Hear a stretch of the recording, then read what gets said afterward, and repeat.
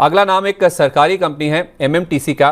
MMTC में हम देख रहे हैं कि 2 दिन से लगातार मजबूती देखने को मिल रही है। कल भी इस शेयर में हमने देखा था 20% का ऊपरी सर्किट लगा था और आज भी आप देखिए तो लगातार दूसरे दिन स्टॉक में अप मूव देखने को मिल रहा है। 2 दिन में ये शेयर में 40% से ज़्यादा की तेज़ी ऑलरेडी देखने को मिल चुकी है और इनफैक्ट कल के सर्किट के बाद आज भी हमने देखा है कि ऑलमोस्ट 15% के आसपास का जो अप मूव है वो स्टॉक में बना है। हुआ क्या है, बजट में जो अनाउंसमेंट हुए उसके बाद हमने देखा है कि इसमें तेज़ी बनती हुई दिखी है। उसमें आप देखिए सोना चांदी सिक्कों को लेकर जो प्रीशियस मेटल्स हैं उनके जो सिक्के होते हैं उन पर जो कस्टम ड्यूटी है उसे 15% से घटाकर 6% किया गया। इसके अलावा लिथियम समेत जो 25 एसेंशियल कुछ मिनरल्स होते हैं उनके भी जो इंपोर्ट ड्यूटी है उसको खत्म किया गया। उसमें कोबाल्ट है, कॉपर है, लिथियम है, जर्मेनियम है, सिलिकॉन है, इन पर जो कस्टम ड्यूटी है उसे खत्म कर दिया गया है। तो सोने चांदी के अलावा ये जो प्रीशियस मेटल्स होते हैं और जो खनिज होते हैं उसका जो इंपोर्ट एक्सपोर्ट है उसमें इस कंपनी की महारत हासिल है, उसी में इस कंपनी का कारोबार भी है।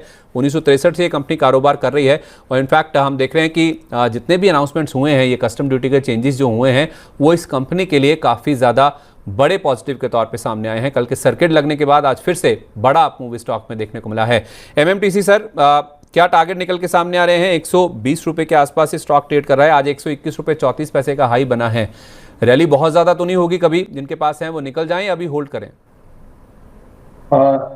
संदीप जी, इसमें स्टैंडर्ड डिस्क्लेमर के साथ स्टार्ट करूंगा।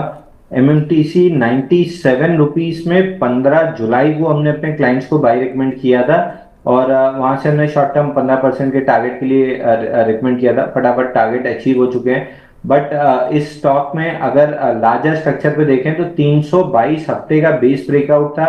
उस बेस ब्रेकआउट के बाद 40 हफ्ते वापस कंसोलिडेट किया था, बेस ऑन बेस पैटर्न बनाया है और करंट वीक जो है ये पहला हफ्ता है जहां रैली डेवलप हो रही है बड़े स्ट्रक्चर के ब्रेकआउट में से।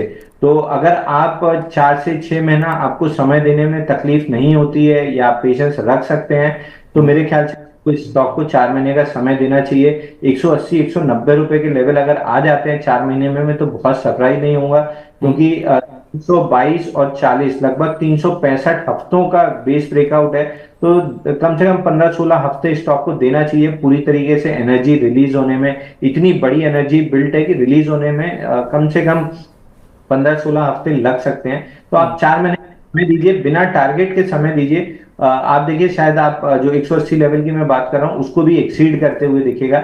शॉर्ट टर्म में 2 दिन में 40% चला है, आपस 2 सर्किट्स लगे हैं तो थोड़ा सा 4-5 दिन साइडवेज हो सकता है। तो ये 4-5 दिन साइडवेज अगर जाता है तो फ्रेश बाइंग भी कर सकते हैं। तब क्या होगा, आपका स्टॉप लॉस थोड़ा सा छोटा हो जाएगा और फिर रिस्क रिवॉर्ड आपके फेवर में आ जाएगा। फिलहाल स्टॉप लॉस बड़ा हो रहा है तो फ्रेश बाइंग की सलाह नहीं है, लेकिन होल्ड करना चाहिए और 4-5 दिन कंसोलिडेट कर लेता है तो फ्रेश बाइंग की सलाह रहेगी छोटे स्टॉप लॉस के साथ। इनफैक्ट आप कह रहे हैं कि 4-5 दिन कंसोलिडेट हो जाए उसके बाद फ्रेश बाइंग भी कर सकते हैं। लेकिन हमारे साथ एक दर्शक फोन लाइन पे मौजूद है, उनका सवाल एमएमटीसी पर ही है। जानते हैं कि क्या वो जो 2 दिन का अप मूव आया है उसको एंजॉय कर पाए हैं, कब उनकी खरीदारी की थी उन्होंने और किस लेवल पे की है। हमारे साथ फोन लाइन पे शेख इलियास जी मौजूद हैं। इलियास साहब, बहुत बहुत स्वागत है आपका मनी 9 पर। नमस्कार, बताइए आपने किस लेवल पर एंट्री करी है, कितना टाइम हो गया आपको इसको होल्ड करते हुए? सर, पहले मेरे तरफ से और मेरे फैमिली की तरफ से मनी 9 को और आपको और जो एक्सपर्ट बैठे हैं उनको भी सलाम। बहुत बहुत धन्यवाद सर, आपको भी सलाम सर, बहुत स्वागत है आपका मनी 9 पर। बताइए सर, एमएमटीसी पर क्या जानना चाहते हैं? सर, एमएमटीसी मैं कल ही खरीदा 50 क्वांटिटी। अच्छा, कल ही खरीदा? सर्किट पे खरीदा होगा फिर आपने? सर्किट लगने पे लिया होगा, राइट? सर्किट लगने पे लिया होगा 20% का? तब 50 क्वांटिटी लिया था तो मैं सोचा था फिर भाव कमेगा तो और 50 सेट कर लूंगा। अच्छा। लेकिन सर आज भाव बढ़ गया तो भी मैं 50 सेट कर लिया। अच्छा, और ऐड कर लिया मैं इसलिए हाँ, और 50 सेट कर लिया, 100 हो गया। तो मेरा टोटल एवरेज प्राइस है 103 का। 103 रुपए का। कल की जो क्लोजिंग है वो 102 रुपए 60 पैसे की है। तो कल आपने 102 रुपए 60 पैसे पे लिया होगा और आज आपने और ऐड किए हैं? नहीं सर, कल मैं 99 पे लिया था सर। अरे वाह, तो आपने सर्किट लगने से पहले ले लिया। तो 99 पे आपने पहले लिए, फिर आपने आज जो भाव लिए हैं, जो स्टॉक लिए हैं उस पे बाद आपके जो 100 शेयर हैं वो आ गए 103 रुपए पर, राइट? Right sir, right. ठीक है, तो अब कितना व्यू है आपका? सर व्यू तो कोई भी टाइम, 6 महीना 1 साल कुछ भी लग सकता है, मैं रह सकता हूँ। ठीक है, अच्छी बात है।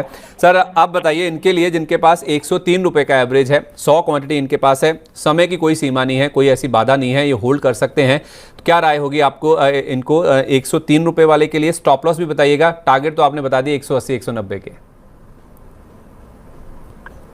देखिए, शॉर्ट टर्म अगर आप ट्रेडर हैं, आपका केवल एक हफ्ते का नजरिया है और मतलब पंटिंग के लिए खरीदा था, तो एक बार प्रॉफिट बुक कर लीजिए, क्योंकि अब ये स्टॉक 4-5 दिन साइडवेज जाता हुआ दिख रहा है। उसके बाद मैं फिर से अपने क्लाइंट्स को बाय रिकमेंडेशन दूंगा, अगर ये टाइट रेंज में 4-5 दिन रह जाता है तो जनरली पैटर्न ही वही है ट्रेड करने का। तो अगेन वही सलाह रहेगी कि अगर थोड़ा सा, मैं कहूँगा 4 महीने का समय दे लीजिए। अगर आपको ज्यादा डर लग रहा है तो 50% प्रॉफिट बुक कर लीजिए, 50% स्टॉक को छोड़ दीजिए। फ्री स्टॉक जो है उसको मनी ट्री की तरह यूज कीजिए कि लगा रहने दीजिए, वो रोज फल देता रहेगा उस हिसाब से।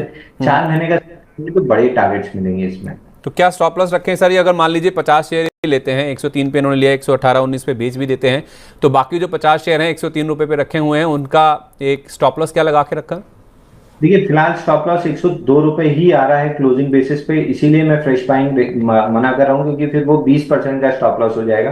बट फिलहाल जिनके पास है, उनको 102 रुपए का क्लोजिंग स्टॉप लॉस लगाना चाहिए।